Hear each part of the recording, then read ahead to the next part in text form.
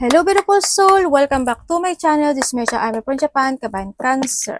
This reading is for you. Tingnan natin kung anong message sa'yo ng universe at taong nakakonect sa'yo. Always naman natin ito ginagawa. Maraming salamat sa mga subscriber, new subscriber, cross-watcher, at sa mga bagong pasok yan. Welcome na welcome pa sa bahay ni Ate Aimee. Salamat din sa mga nagpa-personal reading. Kung gusto nyo na energy nyo lang talaga, ang gusto nyo makuha natin all the details ay nasa baba ng video na ito. Siyempre, sa mga nagko-comments, maraming pong salamat. This is a general readings. Cancer, kunin mo lang ang sayo at itapon ang hindi naman sayo. Maaring ito is a vice versa, energy mo, energy ng person mo, energy ng malapit sa puso mo. Nangyayari or mangyayari pa lang. Use your own intuition, lawakan natin ang ating isipan, energy reading tayo, ano man ang gender mo, ano man ang edad mo, if this is your energy, it's good. Gawin yung guide ang mga warning sign na lalabas dito. Huwag niyo ipilit kung hindi naman sa inyo to, ha? If your life is positive, it's okay, it's good. Tingnan natin.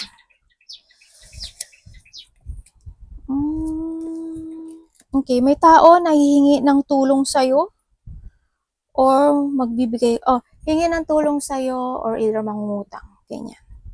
May tao dito na very independent person or vice versa tayo na hihingi siya ng apology or forgiveness. Gusto niya makipag-ayos sa'yo. Handito sa sitwasyon na gusto niyang magkaroon ng healing or gusto niya ng union or gusto niya ng partnership, communication, commitment, or connection nitong tao na ito. No? May tao dito na kailangang mag-heal or maaring may sakit siya, ganyan, or maaring itong tao na ito, tinutulungan mo siya, itong tao na ito is malapit sa iyo. May pagtutulungan kasi akong nakikita, no? May mga deep wound, battle, akong nakikita. Merong, uy, may taong nga may sakit. May taong may sakit pala, talaga. Sana hindi kayo lahat to. Or maybe ikaw or someone into your life. Or maaring yung tutulungan mo, may sakit, hihingi siya ng tulong sa'yo. Tingnan natin. Di ba nananakit ang ulo nyo, paa, or someone into your life? Tingnan natin na ano mo. Universe, ano yung awakening na yan?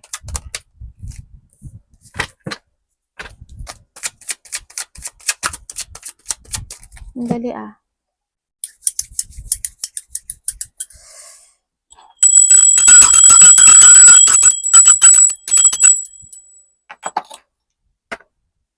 Nakaramdam kasi ako ng iba. Parang may taong galit.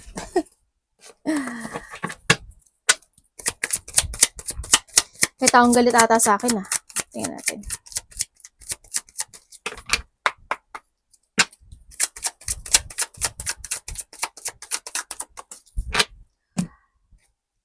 Okay. Ang nakikita ko sa'yo is magkakaroon sa'yo ng isang awakening or maybe a transformations in life na maaring may isang sitwasyon na magtatapos na sa buhay mo. May mga bagay na ile-let go ka na or may mga bagay na mag-change ka ng decision sa buhay mo. Parang may mga bagay na matututo ka na. Kumbaga, this is a awakening situation na maaring you learn from the past o may mga bagay na, kasi ito panimula ito no? It's more on renewal happen sa buhay mo. No? Akong nakikita, parang you're in a situation na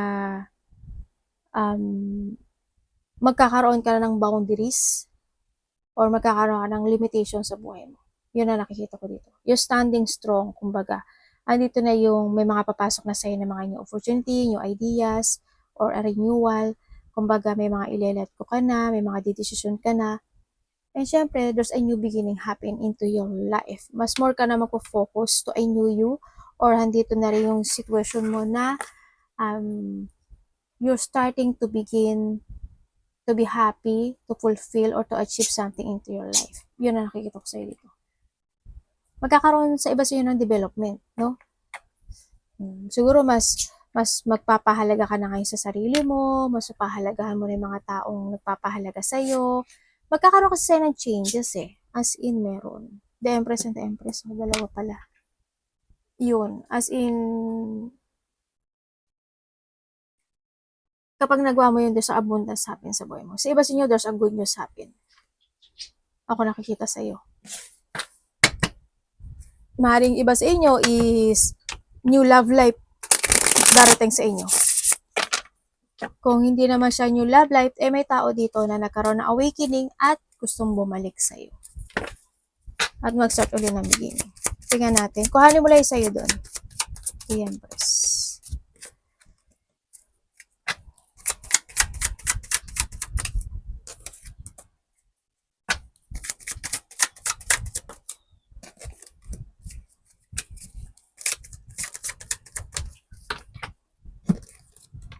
Okay.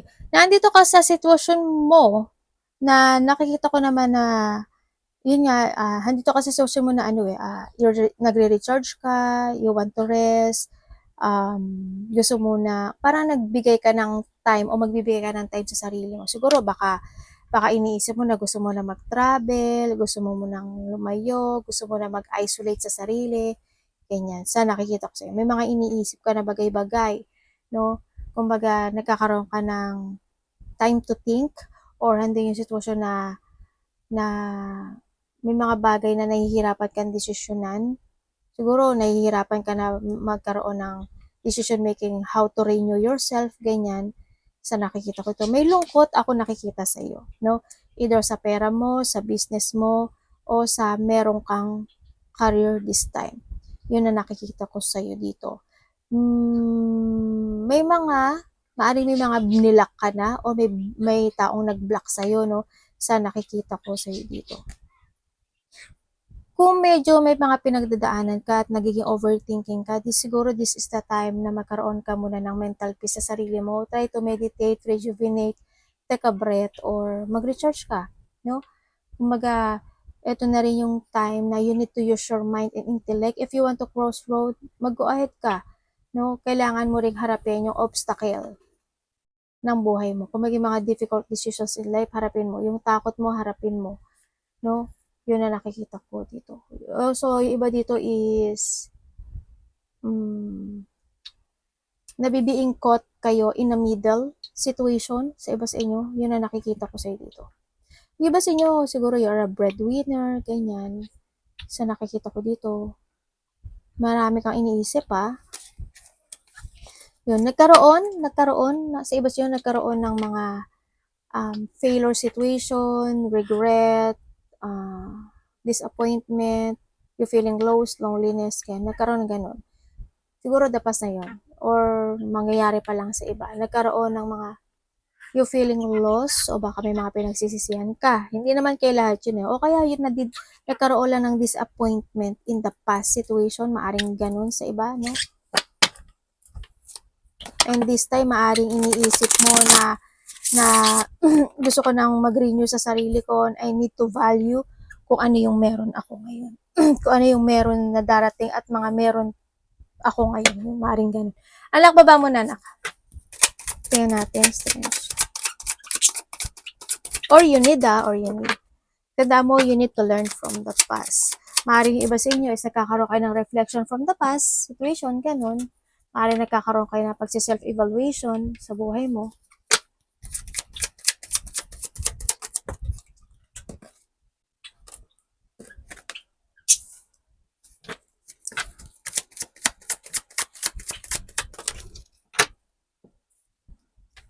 Universe, ano nito?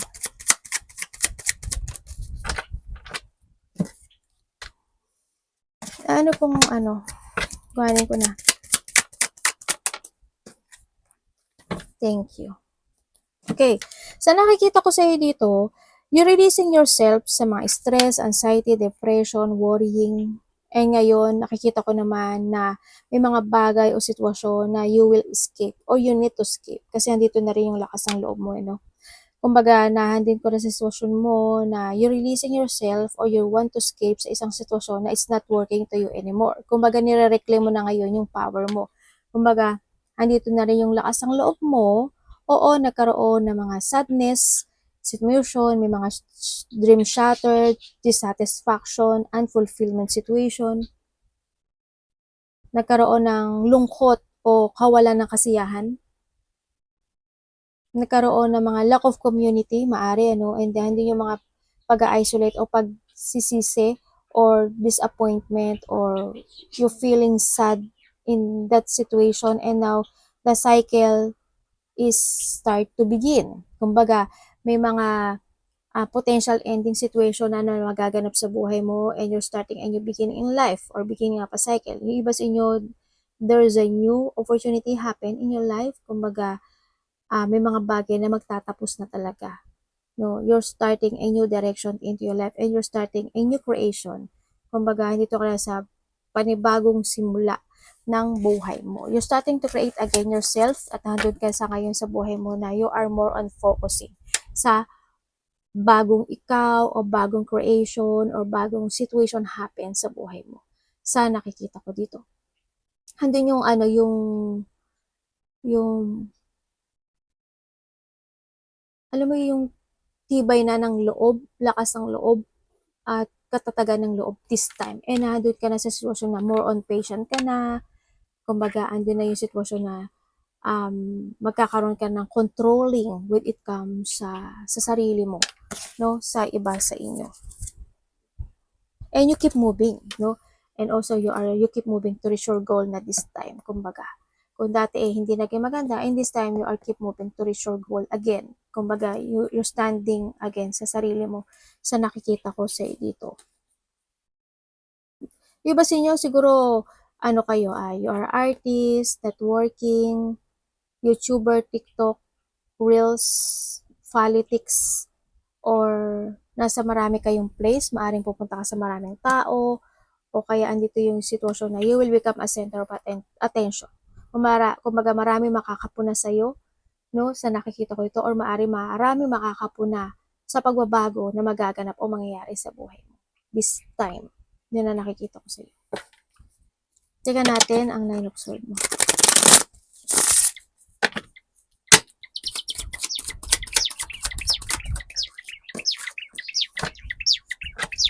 Ano po ito? Okay, and then, pwedeng explain niyo po. Ano mangyayari na?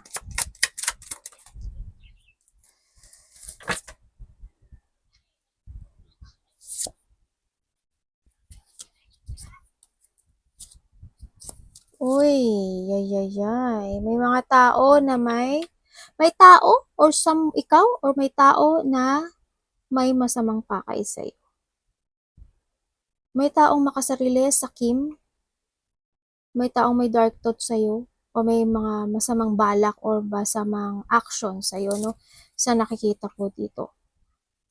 Sana hindi ikaw to, or someone into your life, no? Sa nakita ko to. Maaring kasama mo sa trabaho, maaring ikaw, or karelasyon, or maaring you are boss, magulang, or may connection sa sa'yo, no?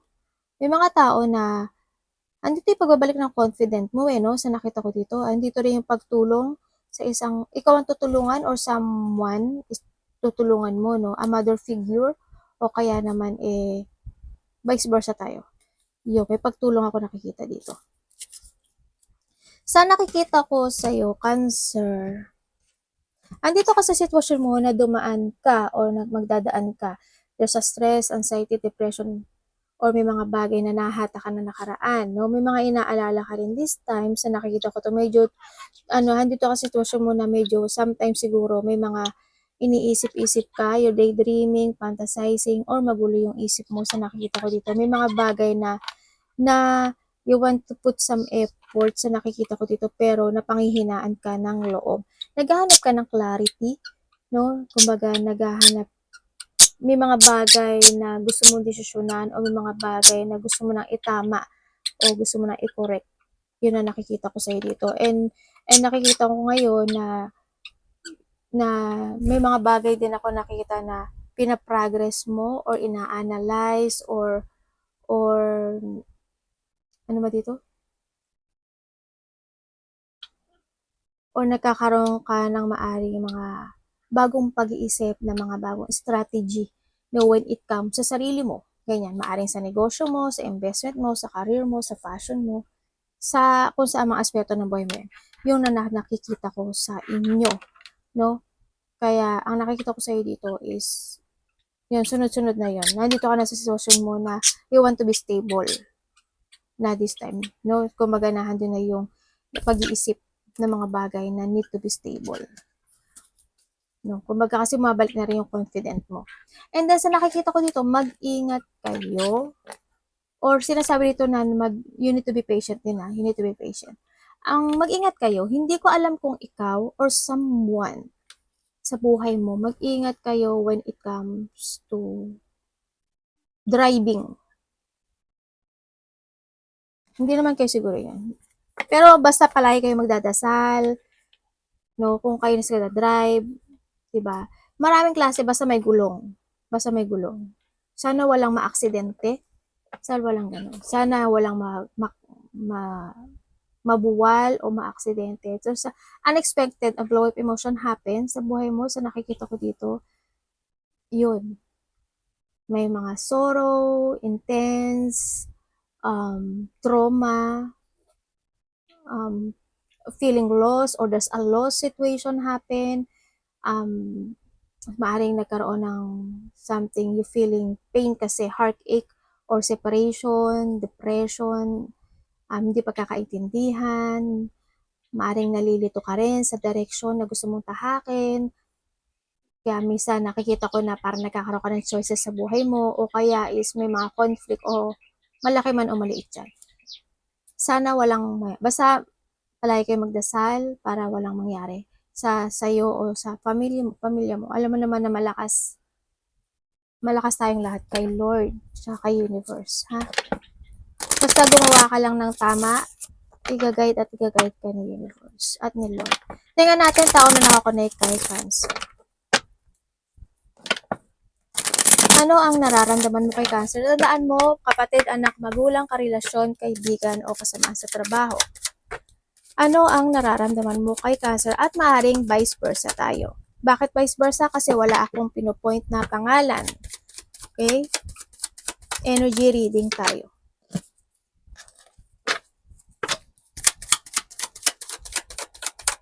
Nararamdaman niya sa'yo.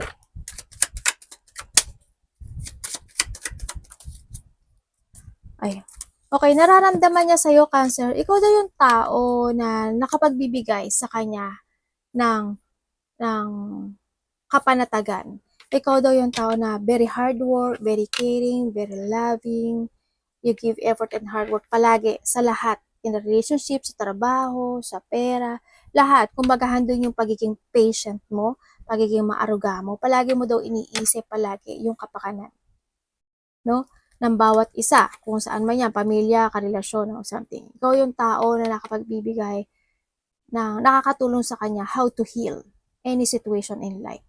Kumbaga, ikaw din daw yung tao na very creative. Kumbaga, no, sinasabi niya dito. Yun ang nararamdaman niya sa'yo. Dito. Loving, caring. Ganyan. Tsaka kumbaga you are also a breadwinner or a very provider. Kumbaga, yun ang nararamdaman sa'yo. Tingnan natin, Cancer, ang nararamdaman mo sa kanya or vice versa. Anong nararamdaman mo, Cancer, sa tao na to? Anong nararamdaman mo, Cancer?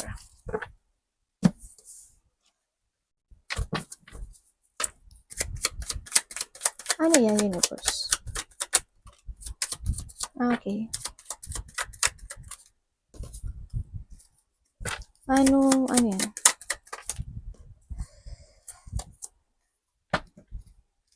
Anong ibig niyo sabihin?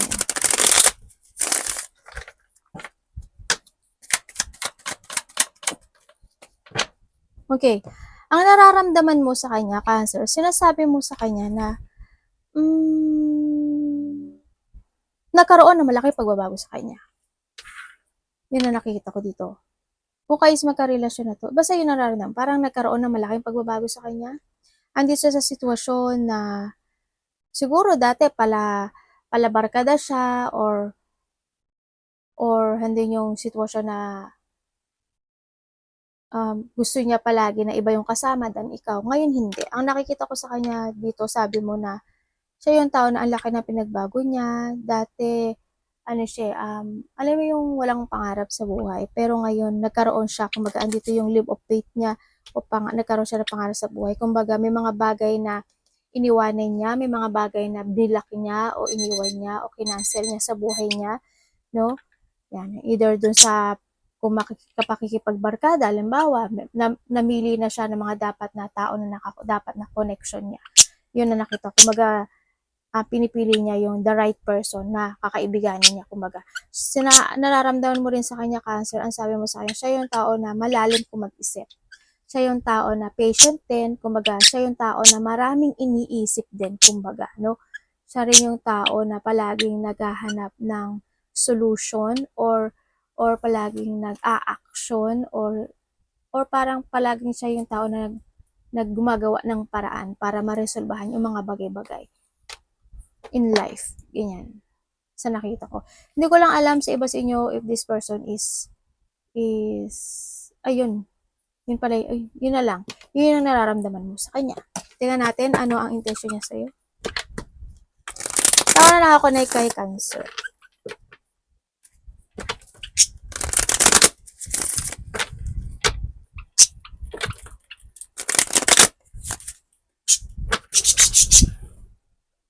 Tawa na ako na kay Cancer. Ano ang intention mo kay Cancer?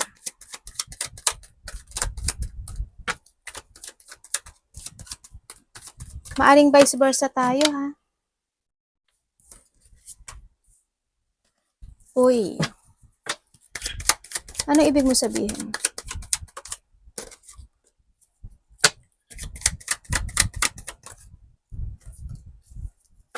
Ano yan?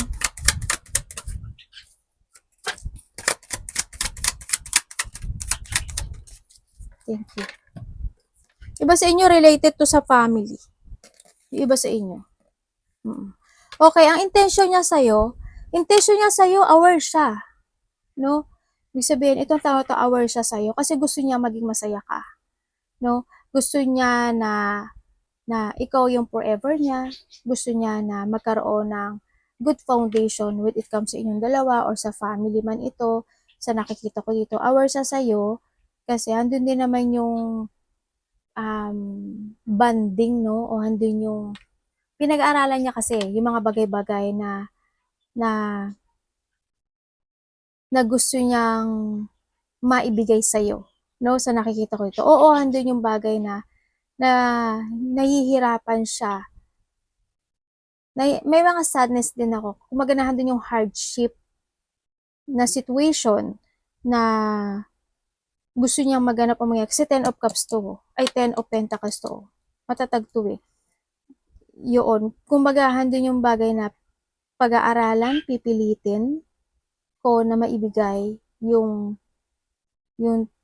tamang pagmamahal, tamang good relationship, good foundation. At pipilitin niyang ano yun? Kumbaga yung pangako is matupad niya sa'yo kahit mahirap. Yun na nakikita ko dito. O kayo is magkasama ha, nitong tao na to. Yun ang intention niya sa'yo. Yung ba sa inyo may isa, dalawa anak niyo? Sa nakita ko dito? Kung kayo is magkahiwalay nitong tao na to, sa nakikita ko dito, itong tao na to, ano? Kasi sabi niya dito, kung magkasama kayo, ibibigay daw niya sa iyo yung support niya.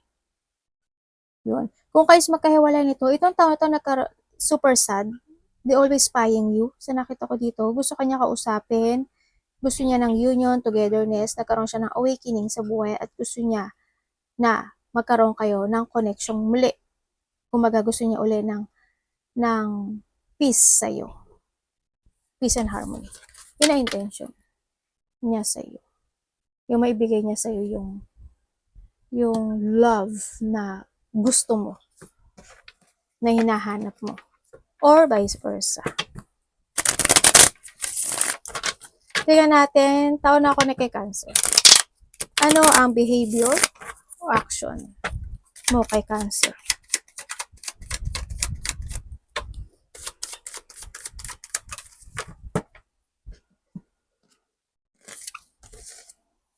Uy, the Wheel of Fortune.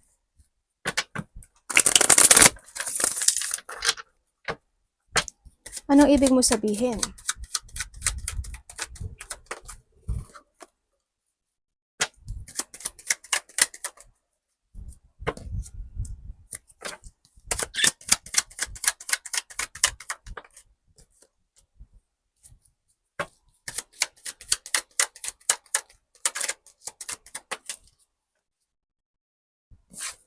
Okay. Action and behavior na sa'yo. Ang sabi niya dito, sa nakikita ko dito, kung kayo is magkarelasyon ha, hindi ka niya iiwan.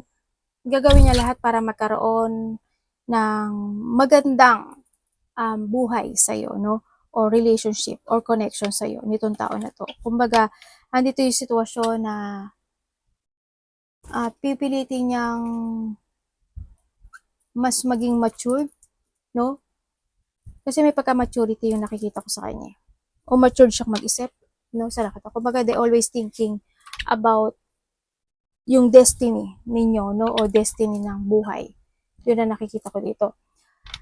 And then, ang nakikita ko dito, wala akong nakikitang pag-iwan o pag-alis. Pero handun pa rin yung connection.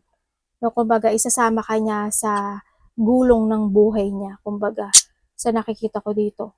Gusto niya palagi na masaya ka, peaceful ka, and syempre happy. Kumbaga, mas gugustuhin niya na maging masaya ka dahil siya yung maging masaya sa iba sa inyo. Yeah. Kumbaga, kung mag-aaway kayo, syempre, hindi kanya iwan. Mag-aaway, magpipis pa rin kayo, ganun. Sa nakikita ko, magkakaayos at magkakaayos pa rin kayo. No? Yun ang nakikita ko. Gusto niyang magkaroon ng magandang buhay o magandang relationship sa'yo. Kung kayo is behavior niya kasi sa'yo as in sinasabi niya kasi ikaw yung lucky sa buhay niya. Yan ang sinasabi niya dito. Ikaw yung nagbibigay ng tamang direction para sa kanya at ikaw yung nagbigay ng direction para sa kanya. Kung kayo is magkahiwalay nitong tao na to, itong tao na to is babalik to. Magkakaroon ng reconciliation, no? Kasi ang nakita ko sa kanya ay na-stagnant siya. Yun, nandun siya sa situation na nalungkot siya kasi alam niya na nagkaroon siya sa'yo ng mga broken promises, bad decision, o sad memories, no? Sa nakita ko dito. Ayun, babalik siya muli para makipag-ayos at magkaroon ng new beginning again sa'yo. Sa nakikita ko sa ito. Magkakaroon siya ng apology. Yun. Kasi parang nakita ko sa kanya, nagkaroon siya ng maturity dito eh. Parang nahandun siya sa sitwasyon na nagkaroon ng transformation sa kanya. Kasi may nagbago sa kanya. Yun. Arigatou namaste, God bless.